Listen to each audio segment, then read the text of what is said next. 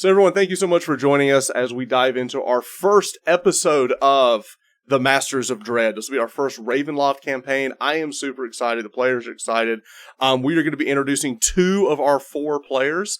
Laz and Ellie will be joining us next week. But this week, we're going to be introducing our first 2 players. We played my friends Danny and Wes. So lots of fun things, and we're going to be running this game a little bit differently. Everyone in chat tonight, you will have a little bit of, get to play with us a little bit in the beginning. Also, if you didn't know, if you join Discord, I will sometimes put out a message saying, hey, I need random rolls for loot tonight. We had several people do that, and we will have loot given out tonight that was rolled by the people in Discord. It's random loot. So we had 6 loot rolls that were given out in Discord today. So they will be very happy to see what they rolled up. The other thing is that we are playing Ravenloft, which is going to feel different than your traditional Forgotten Realms game. One of the things that we're instituting some different rules. These are variant rules in the DMG, and I feel that when you play Ravenloft, it is a horror genre, and there needs to be a sense of dread and fear, and it's a little bit harder in Ravenloft than you would in a traditional game. So the 3 rules that we're putting in, one is they will not heal overnight. You don't get a full heal as you come out of a long rest. Instead, we're going to be using the alternate rules where they can heal a number of hit dice a day, whether they use it in a short rest or a long rest. So sometimes maybe damage will carry over from game to game. The other thing that we're instituting is death saves. Part of the domain that they're going to be playing in, death kind of pulls to them a little bit, and death saves will be passed on a 15, not a 10. So it's going to be a little bit scarier, a little bit harder to get out of some pickles with that. And we are also going to be playing with the madness rules that we see in the DMG. There will be certain things that are just horrifying and terrifying. It will attack their psyche, and maybe they go a little mad. So those are the 3 things we've got going on. If you ever want a reminder, I do have a command for it.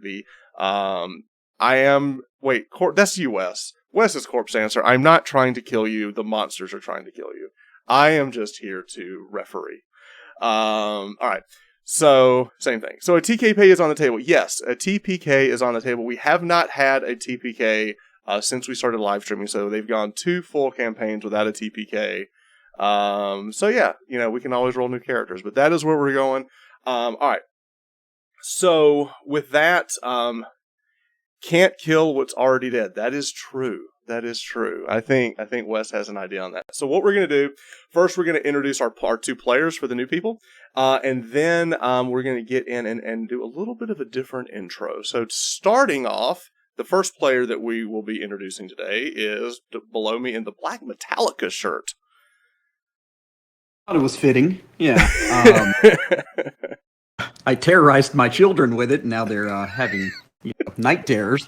But yeah, so my name's Danny. Played Vimic in the last campaign and played Glendon the Paladin, the previous one. I've known Trevor since 1996. I met Wes like a year later, and I am not kidding when I say that these are 2 of my most favorite human beings on this earth. And just love the fact that we're older, we live apart and stuff. I mean, I don't know. I just love this, and thanks for the opportunity. And they're just 2 wonderful human beings. Awesome, very cool. Just had to get that out there. And then at the bottom, in the Falcons shirt, he's not giving up hope of a good season. I pull for crappy teams. What can I say? I'm Wes. I'll be playing unnamed character tonight. That's right. I knew Danny since I had hair, and it was down to halfway down my back. That's right. It's been a long time, right? He stayed with me even when I went bald. That's true friendship right there. That is true friendship. All right. So that is Danny and Wes. We are going to be introducing those characters as we go. Now, what we're going to do a little bit different today, we are going to start the game a little bit different. And what we're going to do is we're going to pull in everybody in chat. So if you want to play with us just a little bit in the beginning, just type hail in chat, and I will know that you are here, that you want to play just a little bit. Just a little bit. You'll see what we're doing. So everyone who is in chat, now this is not for Danny and Wes. So everyone else in chat, if you want to type hail, I will include you in the very beginning of the game. So, all right. So where this game is going to begin, the start of the game, we're going to start in a familiar place. We're going to start in Waterdeep. And as we go into the Waterdeep, is the capital of Faerun, the big, massive city that really kind of oversees all of the trade and the commerce of the entire land of Faerun.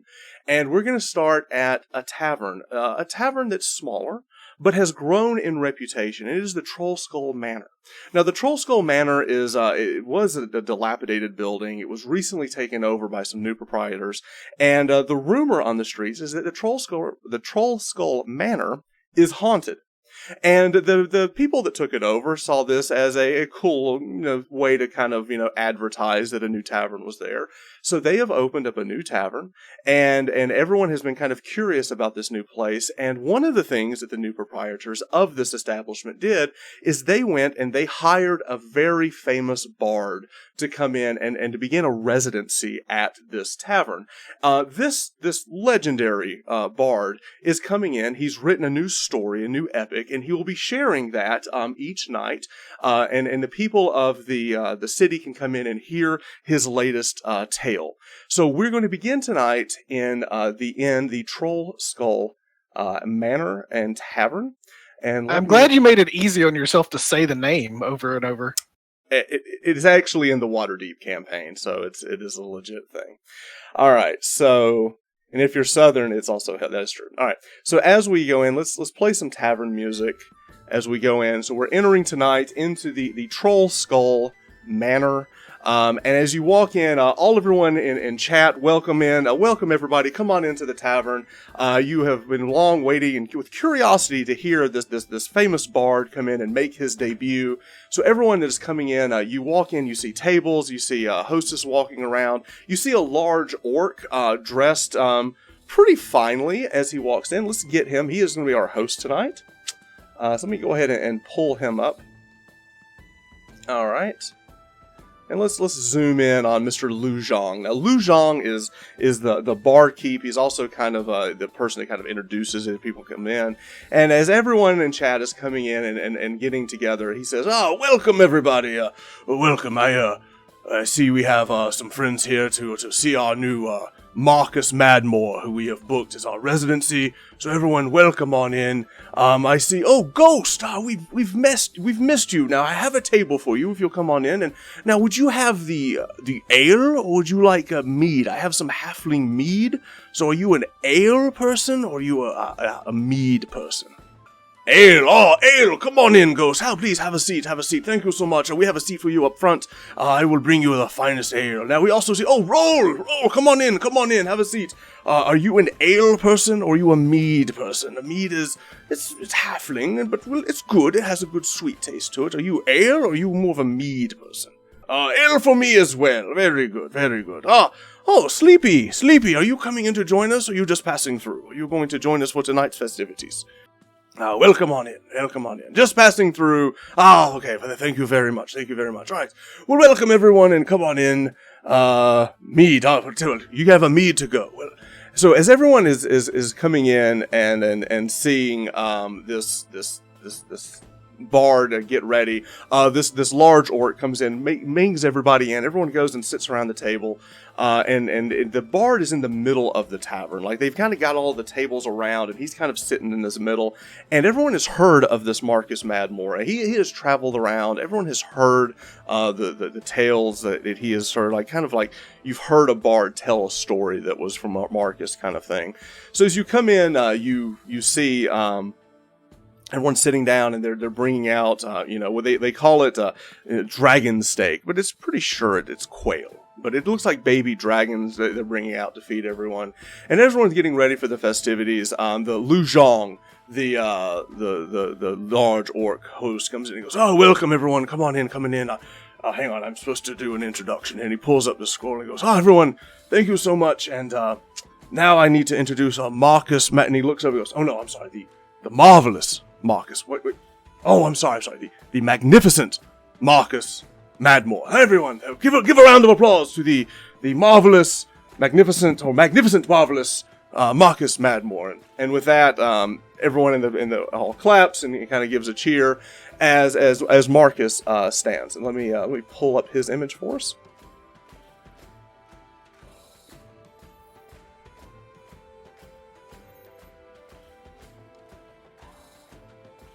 Handsome lad. It's a very handsome lad with his very, very like trimmed and stylish goatee, and his hair is kind of like flowing everywhere in the wind. And as he walks in, it's very Ethan Hawkish. Very Ethan Hawkish. And he welcomes and he comes and goes, greetings and salutations, my friend. Welcome and thank you so much for coming out and joining us tonight. And I am ready to tell you this newest tale, but I must be completely honest with you.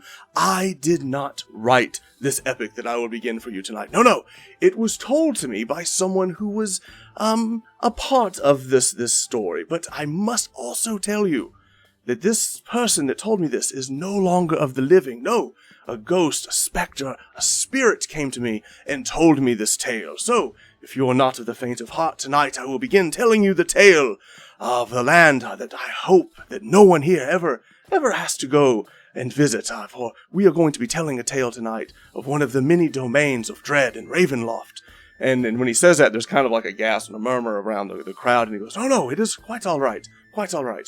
And he pulls out this crystal ball, and he begins to recite a small incantation. And as he does that, images begin to filter inside of the crystal ball. And then he removes his hand as the orb sits in midair and begins to grow. And everyone can then see the image of a ship set sail as through a foggy bank as he begins to tell the tale. He goes, yes, well, this is a tale of... Now, there are many domains of dread in the realms of Ravenloft, but this one is very different. In fact, and he looks over and he sees the few of the minstrels in the back, and he goes, "No, cut that! That music is not correct." And when there's a stop, he goes, "Allow me." Record scratch. And he reaches over and he begins to cast this ghost sound, and he begins to play his own music as he goes, "Wait, this. That is better. That is more fitting for our story. It is not of the faint of heart. For what we are telling you tonight, as we enter into the realm of Ravenloft and the domain of dread, a domain that is not very well known to me. In fact, I had not heard of it until this ghost had told me to. It is the land of Vanatar, who is lorded over by this warrior, this female warrior, this warrior queen named Branya Leandra. But that is not what we are telling tonight. Tonight, we are going to tell a tale of a voyage gone awry." And with that, the candles darken as everyone kind of looks in, and as you see this image of this orb opening up, and you see what looks to be a ship setting sail and coming to an island.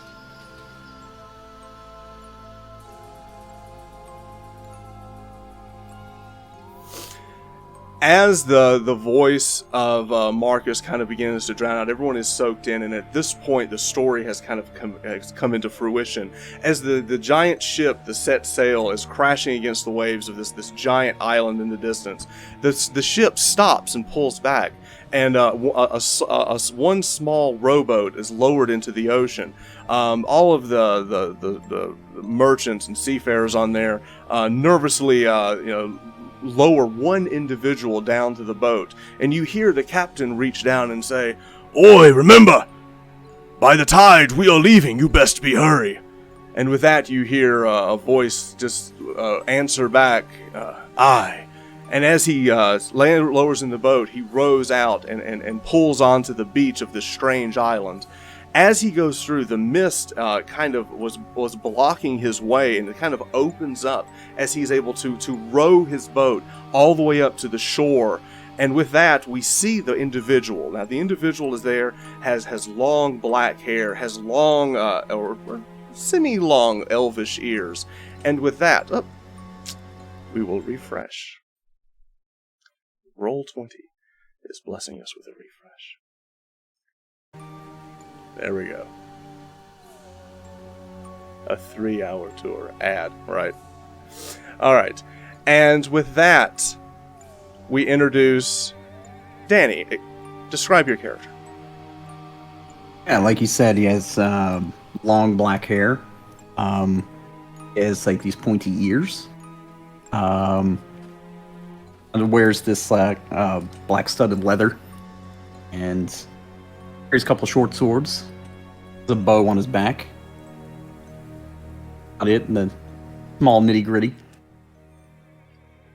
Now, as you have set sail to this island, you are on this voyage in search of a keep or a tower that you've heard of by some magician named Malagris. He has some information that that you recently have found out that could help you in your cause. As you begin to row at this determination to find Malagris's tower to this island that most did not even know existed. You row, and the mist that you are constantly aware of, the danger of the mist of this land, it seems to part and open and allow you to make break and land on this. As you go in the back, you see the outline of the ship that is barely visible, and as soon as you land, you look and you see the shadow. It's there, but it's covered in the mist of the domain of dread itself. It was a constant reminder to you that you are only allowed to go, it seems, where the mist will allow you to go. As you land, you get out and you march, and your boots are sloshed through the surf as you pull your rowboat all the way up to the shore, and you look about and you see a very unwelcoming island, a forest of darkness and just steeped with fog and everything about it. You sense that this whole place says keep out. So what is it that you would like to do as you have now made landfall on the mysterious island? Not to keep out. Let me do some survival. See if I can find any tracks. Okay. Away from the water. All right. Or any paths or anything. All right. Give me a survival check. Right.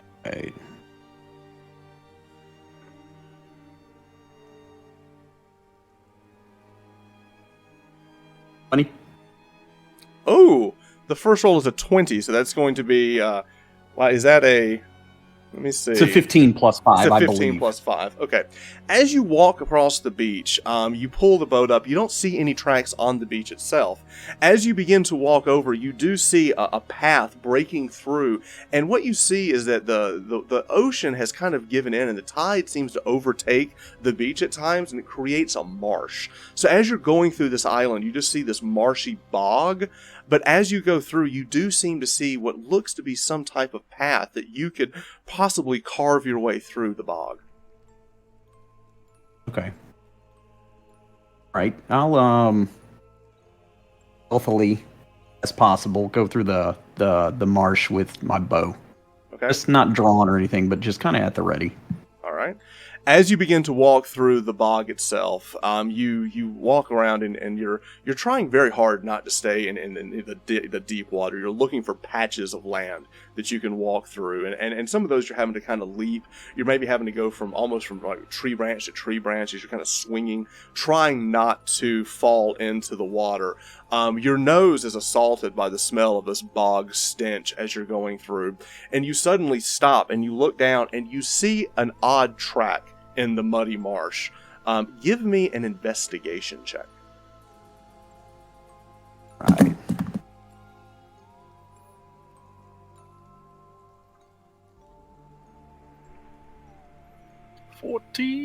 Rolling the dice. Is that all right? It's 14. 14. All right. So you roll a 14 with your investigation check. You look down and you see it looks like one foot that you see down there, but it's not a foot. It looks like more like it's a hoof. But it's fairly large. Okay. Does it look to be going up the path the same direction I'm going? Yes. Oh, good. All right. I will. That's the only one I see. Mm-hmm. All right. I'm going to try to follow it and the path. You move a few feet forward and you see another giant hoof print, and you gather that by looking at the stride of this what looks to be some type of bipedal creature, that it has a fairly large stride. You would actually estimate it to be 6.5 to 7 feet tall, based off of the stride. And hoofed. Why, hello, Satan. Yeah. Pat Minotaur. All right. I'll just keep stealthily, kind of. So you follow this path for another 35, 45 minutes, just shy of an hour, carefully going through, being as quiet and stealthily as you can. As you move through the bog, you stop, and your nose, you pick up another smell that most would not be able to pick up, but you smell something through the bog. You smell dried blood. Okay. Is the mist still pretty heavy here? It's more of a fog that is all about the bog itself. There's a difference.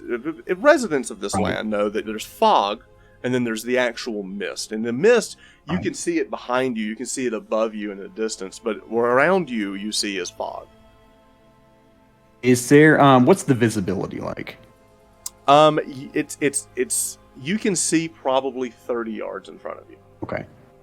Are there any, it's a bog. Is there anything that juts up like trees, rocks? Yes, there are many trees, and you've used some of the trees and branches to kind of move from stable position to stable position as you're going. Let me scale a tree. Okay. And see what I can see from up high. All right. Give me a perception check. 23! So you rolled an 18 plus 5 is a 23. In the distance, just breaking through the fog, probably you wouldn't have seen it unless you'd gotten up a little bit further down the path. You look and you see what looks to be a leg sticking out of the bog. Human? Hard to tell. Humanoid leg. It tastes like. Oh, right. Okay. Oh, that's not optimal. Okay, I will make my way back down and try to give that a wide berth. Okay. If I can. But if it's on the way with the patches and stuff like that, what's it look like? You have an option. You can completely go around it. As you get closer, there are other remains there. Do you want to go around it, or do you wish to investigate it? There are two possible paths to go around. Let's get this TPK underway. Let me investigate. All right. So you slowly move forward, and you do see other remains there. It looks like possibly another sailor had made way here. But what you're seeing body parts all over the place, ripped apart. Whatever got this thing ripped it pieces. You see a leg sticking up in the marsh. Its torso completely gone. The head is missing as well, but you do see an arm, and then you see what looks to be a pack. Ooh, okay. I'll pick up. What's the pack look like? Just a regular traveler's pack? It looks like it's been ripped up. You open it up. You do see, it's hard to tell, but it looks like you see what looks to be a journal. And you also see a small vial. Okay. Right. I do a check on the vial just to see if I can tell what the liquid looks like. Yes, you can. Give me a medicine check. Oh, you're hitting on my crunchy one. 13. Yes, this is a fairly common thing. It is actually a potion of healing. Nice. Okay. All right. So it's a pack and a potion. Correct, and a journal. And the pack is not something you could keep. It's pretty frayed. Right. I'll kind of get away from this area if possible. As you get down, you look down, and it looks like the journal. There's a name engraved on top, and it says Hillcath. Hillcath. How's that spelled? Hilkath.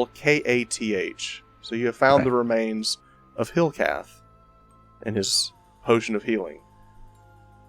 And just so everyone knows, this is one of the random loot that was rolled in Discord today.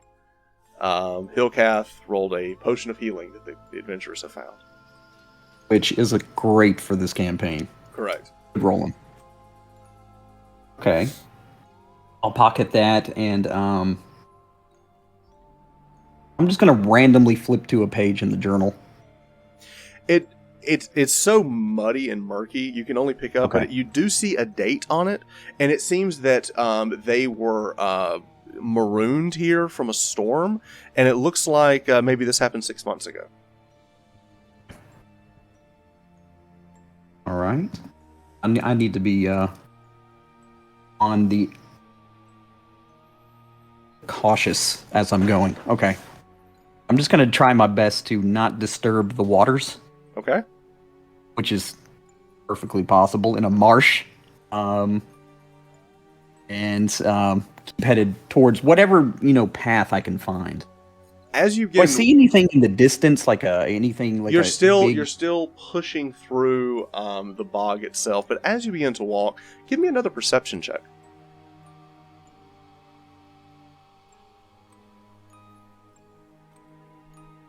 Uh, 14.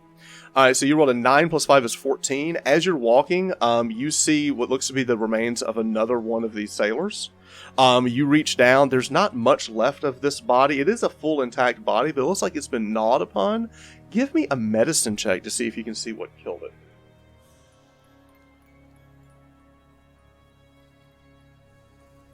15. 15 for medicine check. So basically, using your CSI investigation skills, you can see that whatever killed this thing actually gnawed on it and ate it. You also can tell that the mouth is fairly large, maybe the size of a large predatory cat, but fairly large. Something ate it. You go through it. There is no pack. There is a pocket. You reach into the pocket. You do pull out a pouch. You reach into the pouch and you pull out 3 platinum pieces. Engraved on the small pouch is the name Dallin. You have found the remains of Dallin and his 3 platinum pieces. Dallin! Alright. For the platinum. Alright. Alright, I'll keep going. Complain the price is right here. This is... For the next half hour, you make your way through the bog as quietly, as stealthily as possible. And now it is completely overcast. As this world, there is no sun. It's either overcast, dreary, or the other thing about this place is that at night, the moon is always full. So it's Seattle. Yes, correct. Until you finally break and you see the object of your search. You see the ruins of a tower across a bog. Okay. Is there any clear way across this bog? There will be a point. You're going to have to wade through the muck. Okay. Because this is basically what you're looking at this point. Like, you see this ruins. You look to see what looks like some type of aqueduct or something that was built around it as well, like it was a larger structure. Sure. But you're not seeing a clear path. Like, the trees and the brush that you were using before, you're at the point now where you're either going to have to make some pretty large jumps over to some other land, or you're just going to have to wade through it. I will try some jumping. Okay. Let's Mario this thing. All right, so you do see what looks to be a soft patch that you might be able to land on. Give me an acrobatics check to see if you can run and leap onto the small landing area. Like how you said what looks to be. Looks to be. 11. You run up, you jump. There is a slight splash as you land, but you do make it across this murky water. As it lands, there are ripples across the water itself. And in the distance, your elven ears kind of tweak a little bit as you hear something moving in the marsh far to the west. Okay. Yeah. I'm gonna kind of put a little pep in my step and keep moving. Yes. Give me a stealth check. Right.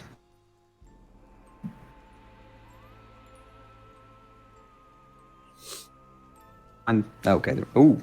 Oof. You slush through the mud as you rolled a 7, and you get a +6, which means you rolled a 1. So with your 1, the sound of whatever that is in the distance sounds fairly large, and it's kind of like gotten into your spirit a little bit, and your haste, you're sloshing through a little bit and letting out a little bit of sound as you move through the marsh itself. Give me a perception check. This is going to be the one I roll good on. The last 3. 21, so 16 plus 5. Oh, it's the Grim Reaper. Is 21. As you look through, you see through a foggy bank, you see what looks to be the silhouette of a large individual, about 6.5 to 7 feet tall. You see these 2 large antlers or horns sticking out of the top of it as it's hunched over, and it looks like it's moving vaguely in your direction, but it's very far away. Yeah, I'm gonna keep moving.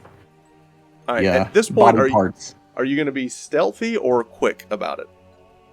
I'm still going to be trying to stealth. Give me a stealth check.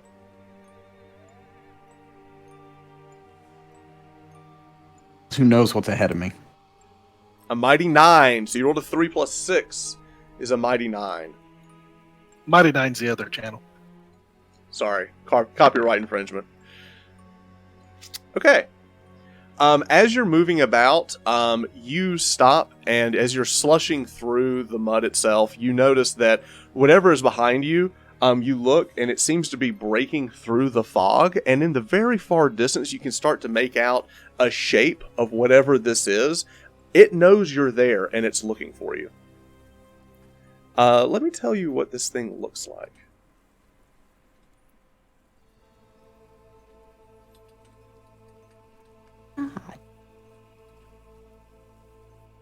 Well, he's a looker. As you breaks through, you see these large horns kind of sticking out of various parts of the head. Not exactly the way that it should necessarily. You also see several heads swinging about as if they're tied to ropes, as it kept as trophies, as he's moving about, and he's also carrying what looks to be a giant rudimentary club. Yeah, that's... I'm gonna keep moving. I don't want to. At this point, it senses you and is moving in your direction as it's kind of sloshing through the bog as well. What do you wish to do? How far away is it? It is still probably 40 yards away. Okay. Yeah, if it's that far away, I'm gonna just keep moving. Okay. Are you gonna make a run for it, or are you gonna try to juke it in some way? Is it kind of matching my speed? It is slowly sloshing through, but it does see. Yeah, you. I'll try to cover my tracks. No. Anything I can see. If not, I'll make a run for it. You're in a kind of an open part of the bog, so you could do. Okay. You have an option. You could try to duck into the water itself to try to hide, or you can make a run for it. My God. 2 options are awful. Okay. I'll Rambo this thing. I'll go underwater. Take a dip in the spoopy juice. Give me a stealth check with advantage.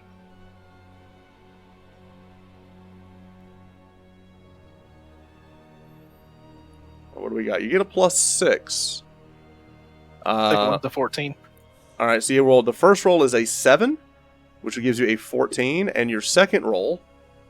It didn't roll, did it? 2, did it? No, it's okay. Just roll a second time. A 20, so 14. So 20, you drop under the water. Oh, good. As you drop under the water, you scurry about to try to find a hiding place. A few moments pass, and you hear this sloshing moving towards you. And before you realize that this thing is directly on you, roll for it. Initiative. I just rolled the wrong thing. So good. I rolled a natty. Disregard my percentile roll. So this thing is on you, and it rolls a 15. Your initiative roll. Why is that? That's strange. It says you rolled an 11. We're rolling fractions up in here. You rolled an 11.5. Oh, 11.15. I don't know what is wrong. Go kick the bot. Let's just do a reroll for you. I'm rolling a 15. I will try. Roll in roll 20. What happens? Just roll it. Roll 20. Just roll and roll 20. There's something broken there. This is +2, basically. All right. Oh, good. I go with the 11 and a quarter. A 9. All right. So as you dropped under the water, you stayed down there longer than is probably humanly possible, trying to see if this thing would pass you. It did not. It gets right up on you. You pull your head out of the water as this giant maul, the club, comes crashing down into the water itself.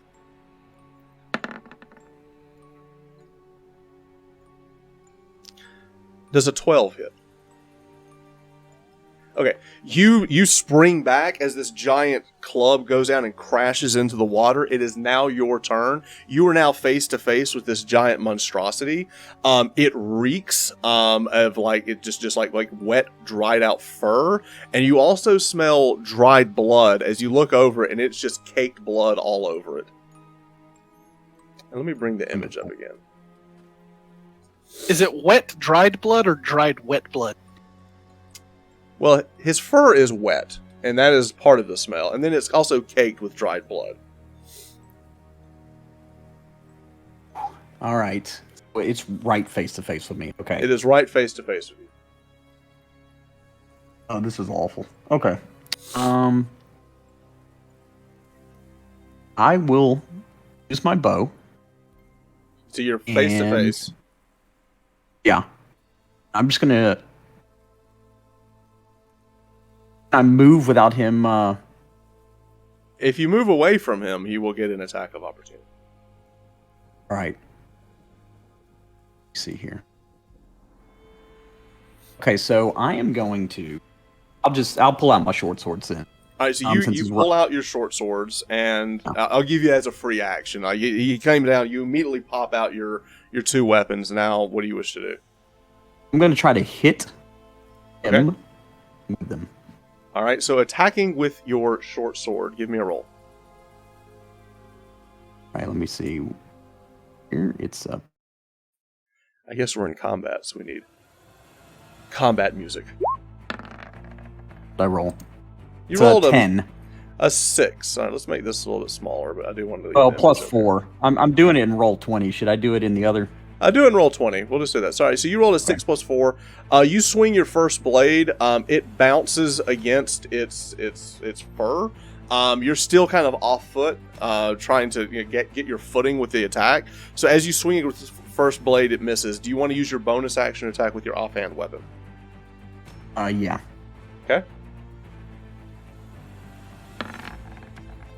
Again, you move to attack it. You cannot break through the skin of its armor. Now, it's not armor, but it's tough skin. It's its turn. It will now swing back at you. And he rolls a natural 20.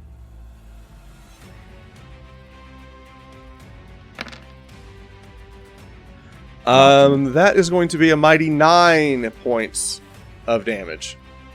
Okay. So you have taken 9 points of damage. You can always drink Hellcat's essence. Already. Okay. My turn, eh? Yes, it is now your turn. Okay, so I am going to I'll swig the potion. Now just so everyone understands, I say that potion drinking is a bonus action. So that is one house rule I've always had. So you can use so basically what you can do is you can basically drop a sword, pull out the potion and drink it, and you may do so. Now it's roll D8? It's 6? 2d8 is the healing. Ooh, okay.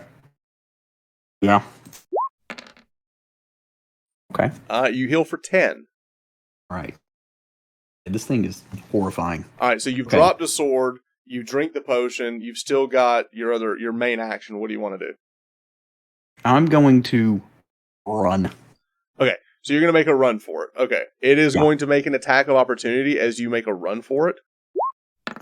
It misses you. Now, here's the thing. This is what we're going to say is happening. As you're attacking with these two weapons, okay? You drop a weapon, you drink the potion, he swings, you kind of parry it off, you take off, leaving your short sword in the muck, but you don't care. You're just trying to get out.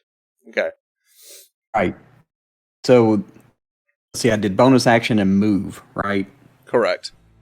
All right, now you are running fast. Now your move speed is 35 feet. So you're running as fast as it can. It is coming after you, but the longer this chase happens, you will eventually lose him because he is not as fast as you're able to kind of deftly move through. Now you eventually get to the land, you get into the ruins itself, but this thing is hunting you and looking for you. What do you want to do? Now you've still got, sword in hand. What do you want to do? I am going to am I still out in the open, or am I getting closer to the? You're closer building? to the ruins at this point, so you could attempt to try to stealth and hide, or you could. What is your call? What do you want to try to do? It is chasing you, but you've got a very large lead on it at this point. I'm going to cast Fog Cloud. Okay. And then try to stealth and hide. All right, so you immediately drop a fog cloud all about you. It just completely covers the area. You kind of then use the opportunity to duck and roll stealth with advantage.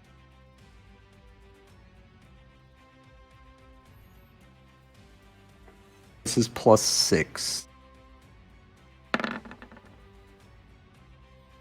15? All right, so we'll take the 9. You lose it in the fog. Oh, thank God. Okay. All right, so you basically dropped the fog, you cut right, it went left. So now you are in the ruins of this, and it is going in the opposite direction thanks to your fog. Okay. Now what would you like to do? Yes, keep heading towards the ruins.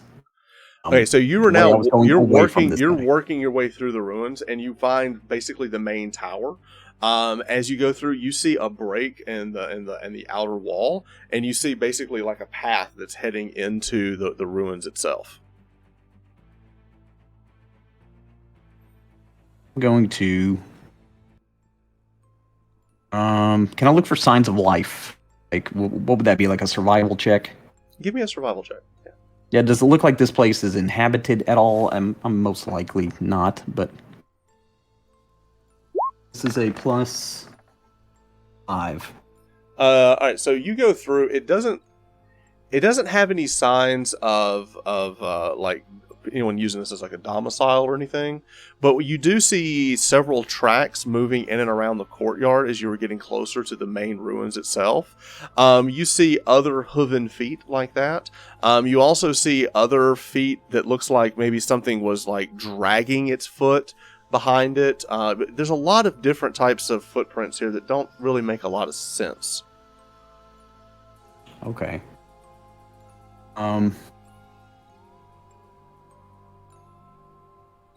Going to try to stealth.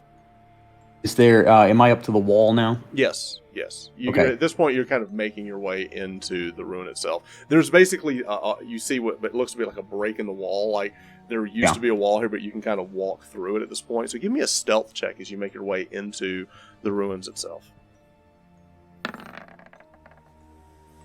16 plus 6 is going to be a 22.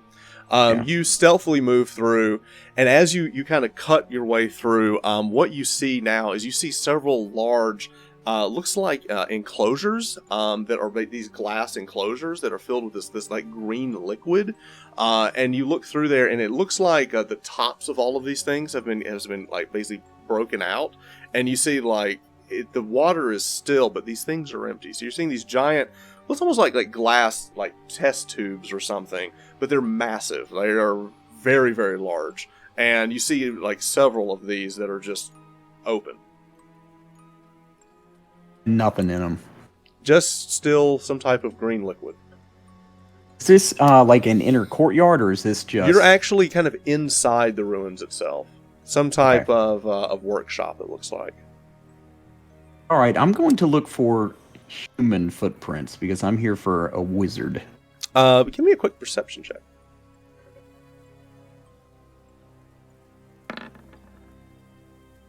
As you're moving past the test tubes, or whatever these giant things are, you do see what looks to be a Dungeoneer's pack. As you open up the pack, you find a scroll on the inside of it. Nice. I have any idea what the scroll is? Give me an Arcana check. Alright, this is a +1, I believe.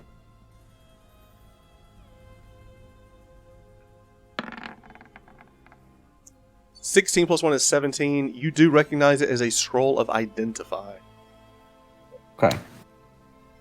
You identified a scroll of Identify. You have identified. It is used up. It is a scroll of Identify. Alright. Just keep, looking for avoiding these hooves and looking for any human tracks I can find, or, human-sized, rather than the large hooves of death. You don't really see any other, you're moving into more tiled floor, and Okay. it was easier to spot some of the older footprints outside that was kind of like cast in the marsh itself. As you move through this giant room, you eventually move into this giant lab. You see books and scrolls, and you see all types of strange, look like maybe alchemy tables. It's hard to tell exactly what it is. But what you do see is you see a large table in the corner, and what looks to be like the remains of some monstrosity still strapped down to the table. Okay. Anything else in here besides monstrosity? You see these giant, what's like Tesla coils that are long since not being used or anything, but you do sense there's a certain spark in the air, electricity, as you come in. Even though this place is filled with cobwebs and everything, it looks like there was a lot of energy that pushed through this room. You just sense it in the air. Okay. I'm going to make my way over to this being. You go and you look, and you see this patchwork individual that's like sewed together.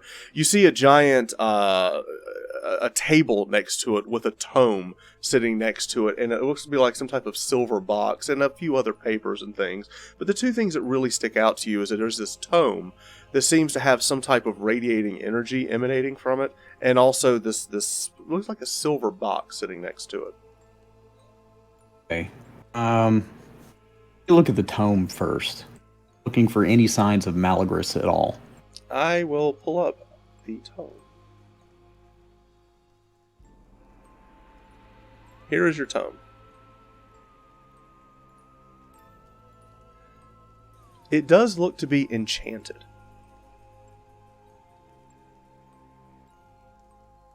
Before I open that, then, let me look in the box. What's in the box? Alright, you reach over, you see the box.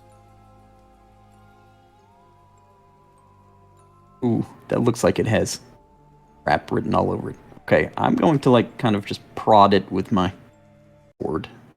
Alright, you open the box, and there's you hear a spring kind of click as you open it, and it plays a melody. It plays this song. Now, as the box opens, you hear something stir behind you, and you turn, and whatever the monstrous thing on the table is, hearing the sound of the music, has opened its eyes and has awakened. Wes, describe your character. This individual strapped down to the table is about 7'5", about 400 pounds. Long, stringy, wet black hair. The flesh is different colors in different places. Mottled, very scarred.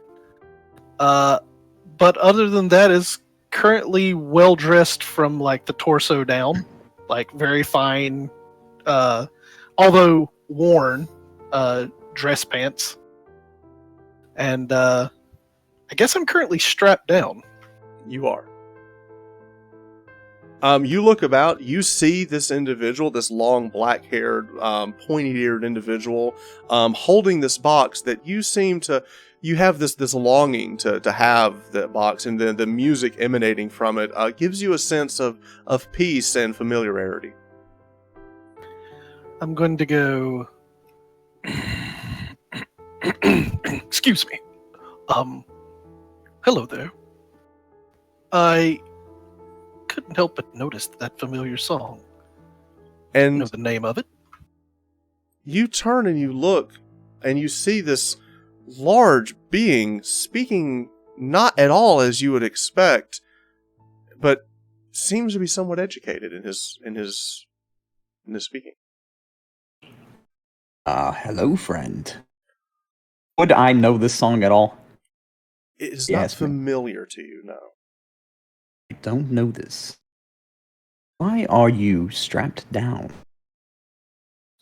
I do not know. And I'm just going to lay my head back down. Tell you what. Are you familiar with Malagris? That name is very familiar. I know it's familiar, but that's all I know. I believe this is his abode. It could be. And I'm going to do a perception check on him just to make sure I'm getting positive vibes off of him. I know it's Wes, but how about my character would be... What about an insight check? Insight. There we go. That's what I meant. Yeah. Let me try this. This is a +3.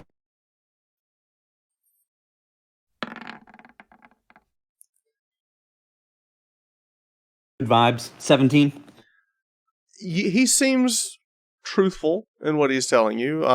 There seems to be a peace and an air of trust as you talk to him.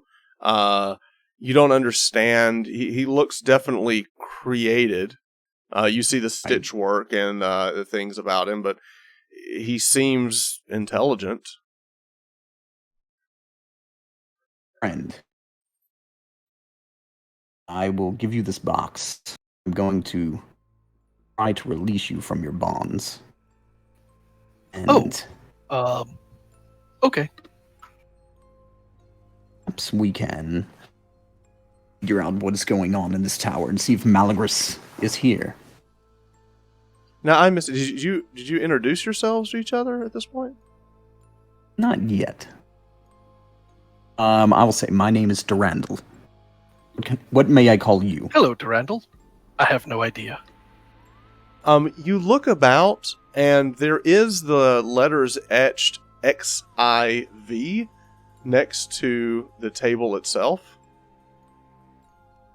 Xiv is written. I'm going to look at the other... Are there other tables with other letters? You look about, and all of the vials that came in, you see other numerals. You see an I, 2 I's, 3 I's, IV, V. The I? Correct. Right. And as you count them, this seems to be the 14th of the creations. It's here, friend. Xiv. Oh. About Xiv. Yeah. Xiv for now. That sounds great. Hi, I'm Xiv. Good to meet you. Glad I get positive vibes off of you. Right. I'm going to look at the apparatuses, and see if there's a way to, unleash him. Turn the table up Release him. Yeah, you're able to release Xiv from his harness and everything, and Xiv, you take that first giant step, and it kind of like thumps on the ground itself as you kind of get off of the table itself. You look about the room, and this place seems familiar. You do see the shining light of the tome sitting on the table, but you're more interested in the box that Darundal is holding. Could I take that? By all means. I'll hand it to him. I'm going to investigate it. Give me an investigation check.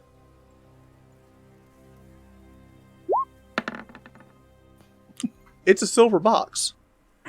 As you that you like this silver box. You rolled a 2. It looks excellently crafted, but it's a silver box, and you find it me likey. I'm going to look for my shirt and coat. Because I'm going to look for my shirt and coat because I'm currently like trousers only. You reach over and you pull off the desk, and and Darundal, you notice that as he picks up his coat and he's holding it, he's not holding it as a monster would, but as like a fine gentleman. He's brushing it off and putting on, and it kind of throws you. You expect he's not at all as monstrous as he appears.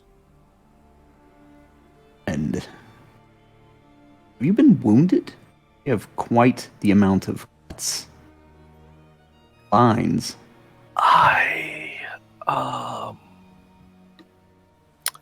I'll be honest with you. I don't remember anything from when you said hello. From before then. Okay. What about this tome? Let's see if this has any information on Malagris or you. May I? Oh, yes. Before, I'm going to reach out towards this tome, but I'm going to get the feeling that for whatever reason, I'm going to roll an Arcana check on it. Okay. And I have advantage. Hang on. Or is it advantage or no? You just add your modifier if you have the little dot, right? Correct. So that's a 9. You do know that there is some magic coursing through it. It seems protective in nature. Protected or protective? Protective. Okay, I'm going to flip the first page or the cover over. You open it, and you see what looks to be some type of common writing. Is a journal entry, and it speaks. It has a date, the 17th of November. November doesn't sound anything at all. Darundal, you're looking over it. You see the date. That's not a month or time or anything that makes any sense to you. That is not your calendar, but it says 17th of November. As you read over it, his notes as he's is in. It looks to be Malagris's writing as he's writing to Nilessa, and he says, "Nilessa, this is my final entry as I am attempting to find a way to bring you back by recreating life into flesh. My final attempt will be to put part of my own mind and spirit into this being."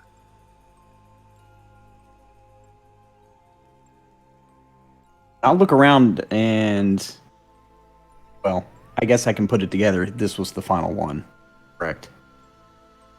Okay. I believe you were an experiment by this. I'm going to look around at all the equipment and be like, seems like a good deduction. I'm going to have him see if he can write in the journal. I'm going to ask Xiv, write for me in this journal. Do I have a quill? There is a quill there. There's no ink. That was something that Darundal, you would have that in your pouch. Okay, I'll pull out some ink.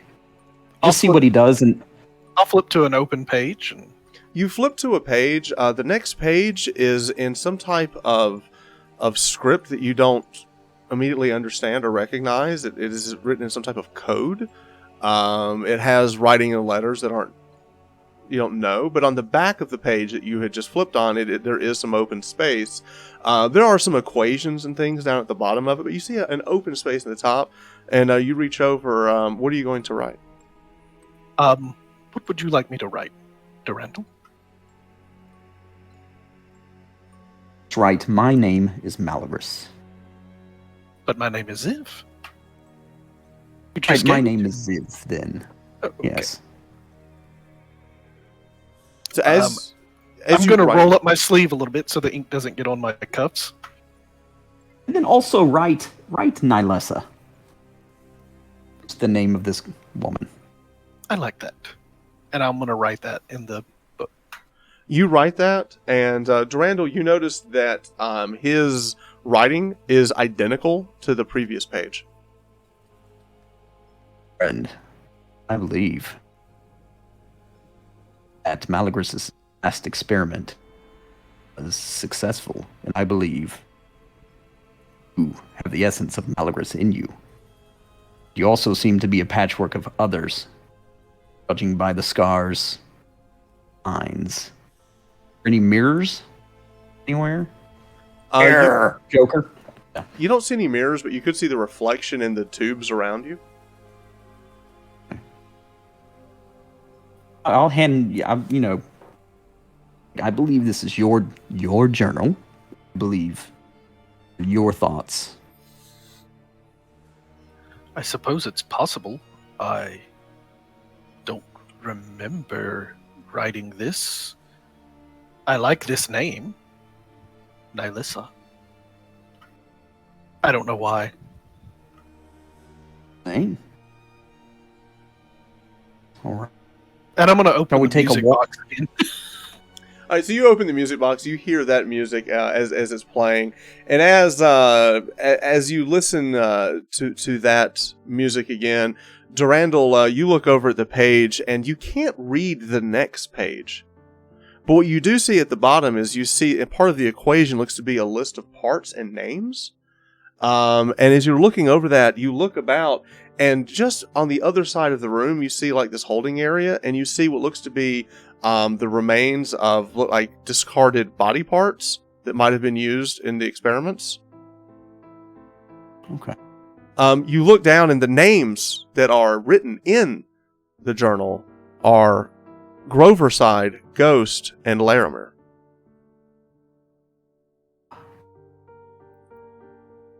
See, you seem to have been constructed from many.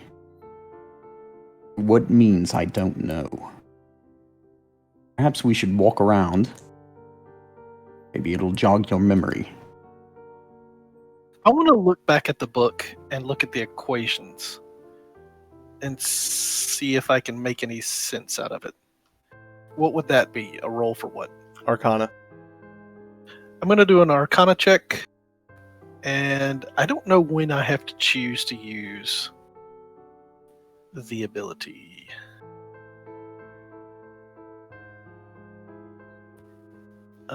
Knowledge from the past. Is it before or after you roll? Yeah, I'm going to say it's after you roll. That way you don't waste it. I'm going to add a d6. So using your Reborn, which is a new cloud race, you're able to roll a d6 So that's to 9 add. plus 8. Using your knowledge of the past, you delve deep and you pull through and you look at the equation, and you see that it is an equation that seems to tie some type of magical remains of the mist itself with the lightning of the sky. So he's somehow fused the mist and lightning to have some type of like alchemical reaction. But you see, here's the formula of how much magic from the mist that you need and how much lightning you need. As I'm reading this, I'm going to like walk around and look at the contraption, and I'm going to reach up to one of the Tesla coils to inspect it, but I don't know my own strength, and I'm going to pull it and probably just... You do. You snap it. So this giant Tesla coil, it snaps and breaks, and it's like a large pole with like a giant iron head on the top of it. Oh. I hope that wasn't needed. You just got yourself a bludgeoning weapon, friend. Darundal, you hear the snap as you look over, and he's kind of fashioned a giant ball from the Tesla coil in the lab itself. As you do that, you snap, you look, and on the other side of it, that holding cell, you see what looks to be the remains of these individuals that were tested on, but you also see several items like strewn about, like some of their belongings. I'll take a gander through them as he's kind of familiarizing himself from waking up. As you go over, you see these remains are kind of like put into different like stalls. One belonging to Grover, and you go through like some of his belongings, and you pull another vial out that is similar to the one you had before. In fact, after smelling it, you realize it is the same as the one you found before. Is another potion of healing.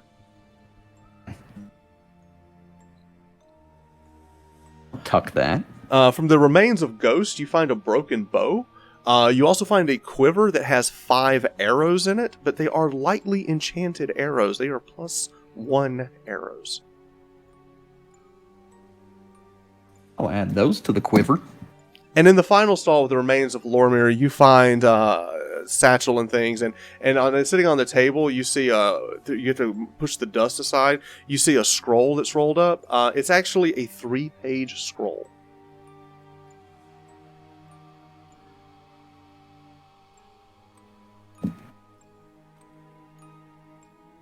Does the writing on it look like Malagris's or Xiv's? No. Say, and any idea what this might be? I'm gonna walk over and I'll do an Arcana check on it. You will. Do an Arcana check.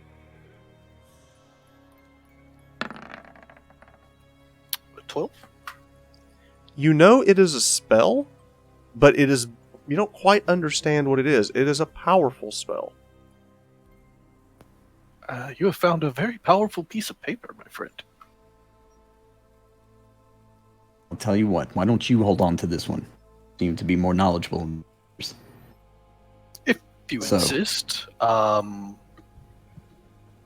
have pockets on the inside of my coat? You do. I'll put it inside of my coat.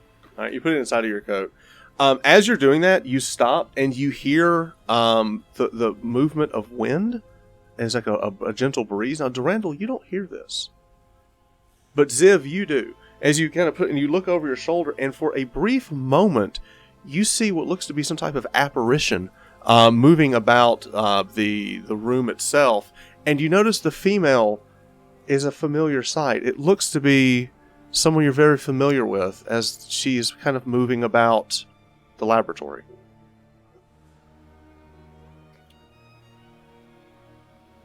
Is she going a direction or is she staying? She seems to be kind of hovering about, moving between the table that had the tome that's still sitting there, and also just kind of like around the tables itself. And she's kind of looking at you out of the corner of her eye. I'm gonna follow her and look at her. You take a step and you hear the thump of your step. She looks over her shoulder and she looks at you and he goes, shh. And then she looks and she's kind of looking at the other entrance. I'm gonna look towards the other entrance. Give me a perception check.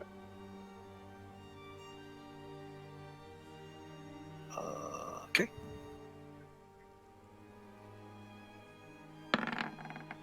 Five. You don't hear anything. You don't sense anything.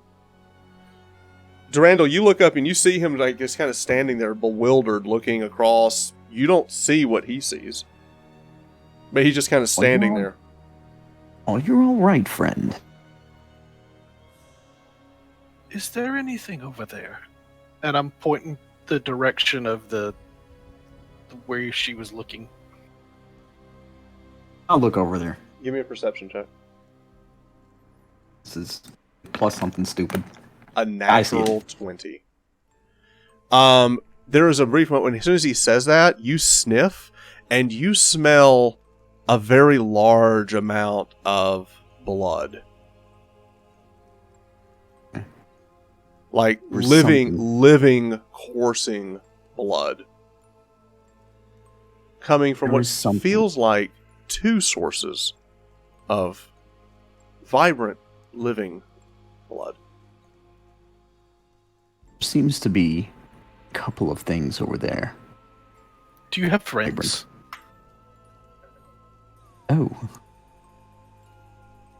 You're the first I've made in a long time. Oh, we're friends. That's excellent. Tell you what. I go over. How far away is this? 40 feet, maybe 30 feet. Okay. I'll stealthily try to make my way over there. I mean, like, grab that tome, just in case. It looks like it's definitely yours. Is there a pack or anything on the table or anything? Yeah. To put things in? In the box. All right, so you put the music box and the tome into the bag, and you kind of strap it over your shoulder. As you're doing that, you're kind of rustling. Darundal, you start moving in. You stop and you freeze as you hear the heavy breathing and something creeping or trying to creep through the rubble. But you're hearing what feels like the clacking of something against something hard. It's like moving, like something hard is moving across the rubble. Does it sound like it has the same gait as the thing that was chasing me? Yes. All right, friend. We have a very large horned abomination that I believe picked up our scent is coming. As you say that, Danny, Darundal, give me a stealth check.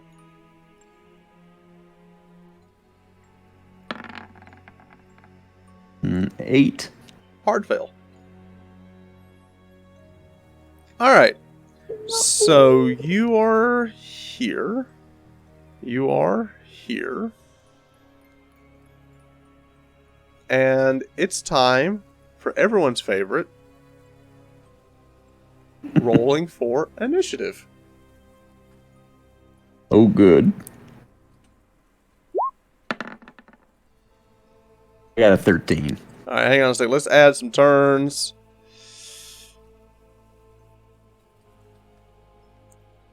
All right. So here is this. We are going to move over to combat as these two giant abominations, these giant antlers, are making their way through the rubble itself. It's searching and looking. As you step back, Darundal, you step on like some rope and you kind of slip and there's a click as you step. They both kind of turn and look. They don't see you immediately, but they do see Xiv standing there, and they both roar and look and start moving towards Xiv. Now, everyone will roll initiative. What do you have, Darundal, as your initiative count? 13. 13 total. Okay. Yes. Ziv. At last. Ziv going on a 3. The first abomination, we're just going to call it abomination, is going to be going at a 19. And this second abomination is going to also be going on a 3. We're going to have it go dead last, though, because I know your dexterity is higher. Okay. So this is where we are. We're going to switch to combat mode, and everyone in chat, let's cheer for him because this could go bad. All right. Here we go. All right, so level 2. Yes, the level 2. All right, so the first abomination, he roars, and he's going to make his charge. Actually, there we go. Now we got the combat music going. All right, so abomination 1 is going to make a charge and move towards Xiv, 5, 10, 15, 20, breaking through the room. He's going to make it all the way up to him, and he's going to make a large attack with his makeshift club. A 21, I'm guessing, will hit. Oh yeah, that's gonna hit. Yeah, take 11. Okay. Darundal, it is your turn. So he runs up, he hits you with this giant club. It buries into your chest. He actually pulls it out, and you see like what looks to be some type of like green goo like coming out of your chest as he pulls the giant maul it's almost like a rock on the end of this giant stick as he pulls it out, but it did break into your flesh itself. Now, Darundal, it is your turn. All right, I'm going to peek around this corner here and shoot a +1 arrow. Okay. At this guy. At this fella here. Okay. Make sure I do it. All right, so you pull out your bow, you knock one of your new +1 arrows that you found, that was found by the remains of Ghost. This finely tuned arrow, you pull it across. Make your attack. 6. 14 plus 6 is going to be a 20. That's going to be enough to hit. What all are you going to do with this arrow strike? I am going to do ensnaring strike. You're going to use ensnaring strike on it, okay? Yes. So with that, you shoot the arrow. It hits the chest of this beast. The shadows reach out and try to like pull the beast back. How much damage do you land with this? So it's a D8 for the arrow, and then does the ensnaring strike do additional damage as well? It's D8 plus 2 regular, and then I'm guessing the arrow does a +1 damage. So it's going to be D8 plus 3. 8 plus 3. Okay. And then you're using ensnaring strike on it as well. 6, 7, 8. All And right. ensnaring strike does strength saving throw. Okay. It has to make it. Now, does it do any damage? So as long as it's If let's see, first time using abilities, folks. mind. Yeah, it can. If it passes its strength saving throw, it doesn't look like it does. Okay. I think it's a 13. All right, so on its turn, it has to be a 13 or be held in place. Is that I right? think it can do it now. All right, let's take a look at this spell. Yeah, it can Ensnaring try strike. now. While restraining by the spell, the target takes 1d6 piercing damage at the start of each of its turns. Oh, never mind. I have to hit him again. No, you did. You did. That's fine. You used ensnaring strike, and it hit. So now he is. Okay. Okay. If the target sees on the save, the 19. vines shrivel away. Okay. So now let's make the save to see if he's restrained by this thing. He is not. He's going to break out of it. All right. Short can. Yes. All right. But how much damage did he did? 8 total damage to it. All right. So that's your action. That's your bonus action. Do you want to do a movement? Yes. What is the highest thing around me? The walls itself. I'm going to climb above on the walls. Your feet instinctively stick to the ground of the wall itself, and you run up the wall with your bow. Okay. It can be, let's see. Like this wall here. Is that okay? Yeah, that's fine. So you basically run across, you go 20 feet, and then 15 feet up the wall itself. All right, and with that, that is one of your racial abilities that you get to run and use semi-spider climb as you scamper up the side of the wall, and you're already knocking your next arrow as you move up. With that, it is Xiv's turn. I'm going to look down at my jacket where it hit me, and I'm going to look up, and I'm extremely angry. How angry are you? I am raging. You are raging angry. The first rage of Xiv's hopefully long career. He is raging. All right, so you go into this rage and this you actually grow a little bit in stature as you just get angry. You're holding this broken Tesla coil in your hand with this giant ball, like steel ball on the end of it. Would you like to mash? Yes. Okay. 10. 10 will not hit.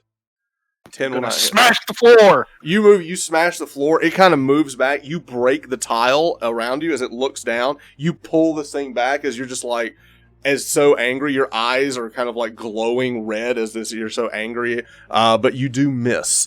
The second, the end here, he's going to move 5, 10, 15, 20. He's going to be moving towards you. He sees Darundal up there. As he runs up, he grabs part of the floor itself. He picks up like a boulder and he just throws it at you. Oh no.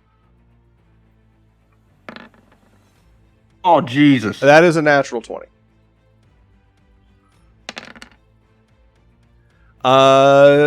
Take 11.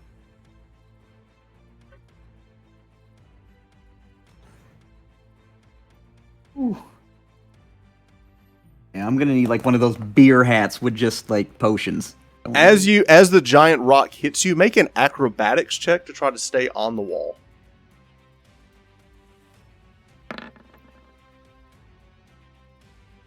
14. You're able to, as you take the blow, you feel something crack in your chest itself, as like some maybe a rib cracked as it takes the massive hit. You're able to stand back and bury one of your foot into like part of an alcove, so you're still on the side of the wall. You're able to stay up, and with that, it is the first abomination's turn. It is going to attack again. 16 is it? Yep. Not going swimmingly. It's 5 points of damage, but that is halved because you were raging, and we Is it rounded up or down? Down, so 2. Okay. And Darundal is here. So he hits you this time. He goes back to hit you in the same place. You're so angry, you just kind of like move back, and like the strength of your chest is swelled. As it hits, it just kind of bounces off. It doesn't do, it hurts, but not like the other one did. Now it is Durandal's turn. All right, I'm going to try, since I've already hurt this one, he just threw a rock at me to hit him. 6. 22. All right, so that's going to hit. You can use your favored foe ability. Yes. All right, so using your new ranger ability out of Tasha's favored foe, you mark him as your favored foe. You hit him with the arrow. It's going to do a D8 plus 3 damage because it's a magic arrow, and then an additional D4 because it's your favored. So that's going to be 7, 8, 9, 10 damage for the arrow, plus a D4, another 2, which is 12. That is 20 points of damage. The arrow you shoot, it goes right into the eye socket of the beast. It kind of squeals for a second and then falls over. Oh, ooh. Those things hit like mad. And with that, it is Xiv's turn. I really want to hit this thing now. So I swung down before. This time I'm coming up. Okay. And I'm trying to catch it under the chin. Go for it. Oh, it was almost a 20. I saw it like go 20, 14. I mean, right. It is a 20. All right, so it's 14 plus 6 is a 20. You do manage to hit it exactly as you described it. You catch it under the chin with your giant broken off Tesla coil maul. Roll your damage, which is going to be 2d6 plus a bunch. Because you are raging, so you do get a strength bonus right now. It's 2d6 plus 6. 2d6 plus 6 damage. It is 16. You reach up, you grab, as you swing up, its jaw dislocates and actually unattaches from its face. His jaw completely flies off. You see this greenish goo like dropping and like just dripping about it. It looks similar to the goo that's coming out of your chest as you pull the maul back. So how much total damage did you do to it? 16. It stammers back as you just dealt 16 points of damage to its face, and it's now missing like the bottom part of its face. And that, let's see, this one here is toast. For some reason, I just get the feeling I need to roar at it, and I'm going to just make the loudest noise possible. So you're as you just hit it. It is now the top of the round. It's going to try to hit you back. It will miss. It does like a wild swing at you, but it's still kind of moving back. It's just this goo is just like dripping and just pouring out of its face. Darundal, it is now your turn. Just by looking, I can tell these things are constructs, correct? Yes. Or undead. All right. Is it? I don't know. They seem to be living. They look constructed, kind of like Xiv. It's really hard. They don't look constructed like Xiv. Oh. They do seem to be living. 15, 25. Let me see. Do it. I know what you're asking. Do it. All right.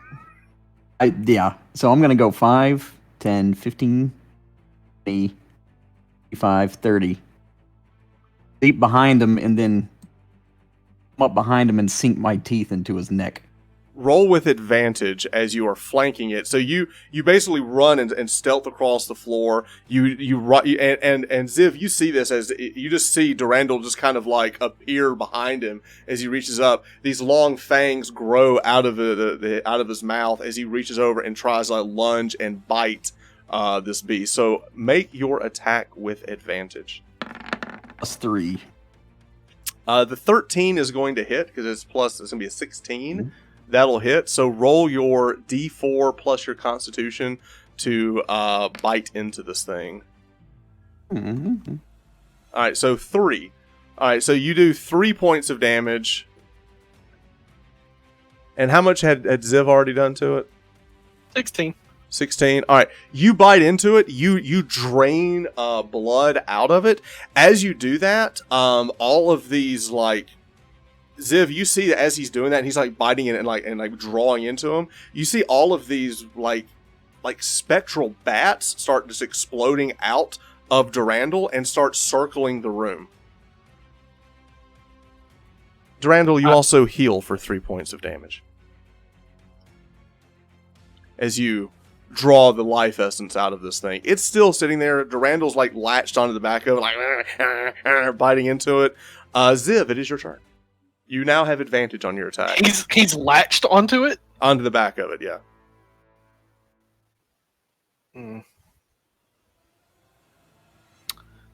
I don't want to hit him. Attack. It'll be alright. This is a thinking man's monster. So he's on his back. I want to drop the Tesla coil. Okay. And try to clap its head. Just okay. All right. So you drop it, and you're just going to basically try to smash his head together. All right, so this is an unarmed strike. So roll with advantage for your unarmed strike.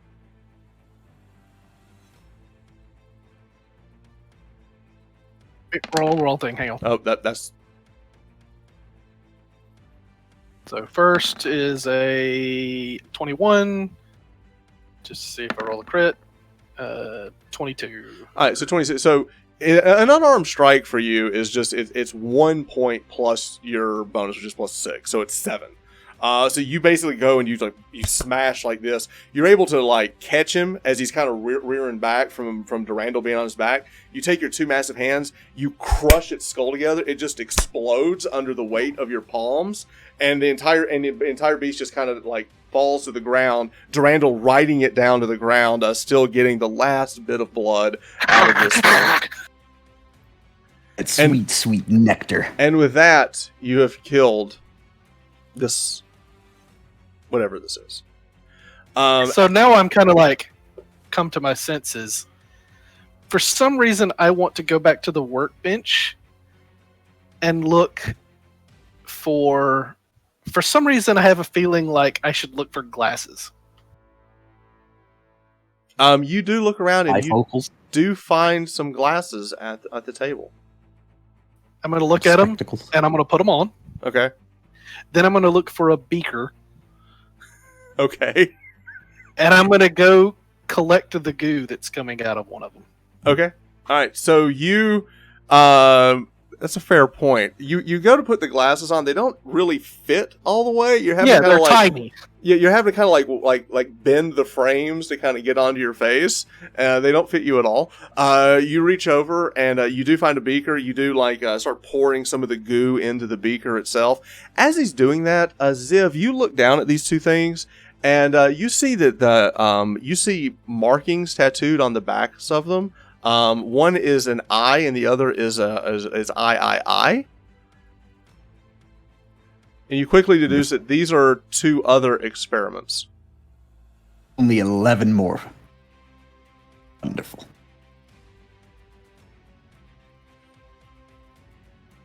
So now that I have this in the beaker, and I know that I am wounded, do I feel... What would this be? A knowledge roll? I don't know. Medicine? What are you trying to see if that'll heal you? Well, I noticed that I'm not bleeding blood. Mm-hmm. So I don't know how to fix myself. Make a medicine check. I help him with that? I'm going to you do don't He's need kind of that. off doing that. I'm going to do that, and it's +1, so 16. You kind of look at this. You feel like this could be useful to keep, and you put a stopper in it. But you also sense that, given time, you believe that your body will just heal. But not this. This might be useful for some other things. So you put a stop in that, and you kind of put that in your bag. As that is happening, Darundal, you look up into the sky and you see the bright moon is shining through. Even though your ruins, there's no roof. There's a hole. You see the moons, and you notice that you've only got a few hours until the tide comes in, and your boat is leaving. Right. So I'm going to go over to the bodies where Xiv is standing and poke at the eye with the tip of my sword and say, "So, these." Well, I think I'm much better. Yes, you've definitely improved on the formula for sure. Let's see. That means there are 11 more of these, and I have to get back to my. If you are indeed Malagris, there is wisdom and knowledge I would like glean from you, if possible. I don't know if you want to stay here and fight the other 11, but you're more than welcome to come with me. The ship. I'm gonna stop and look around, and do I see the apparition anymore? The apparition is standing behind Darundal and kind of nodding in approval. I suppose I don't have a reason to stay here. I'm gonna think to myself for a moment and really focus and see if there's anything that I'm like, am I leaving anything? Looking around at the work tables.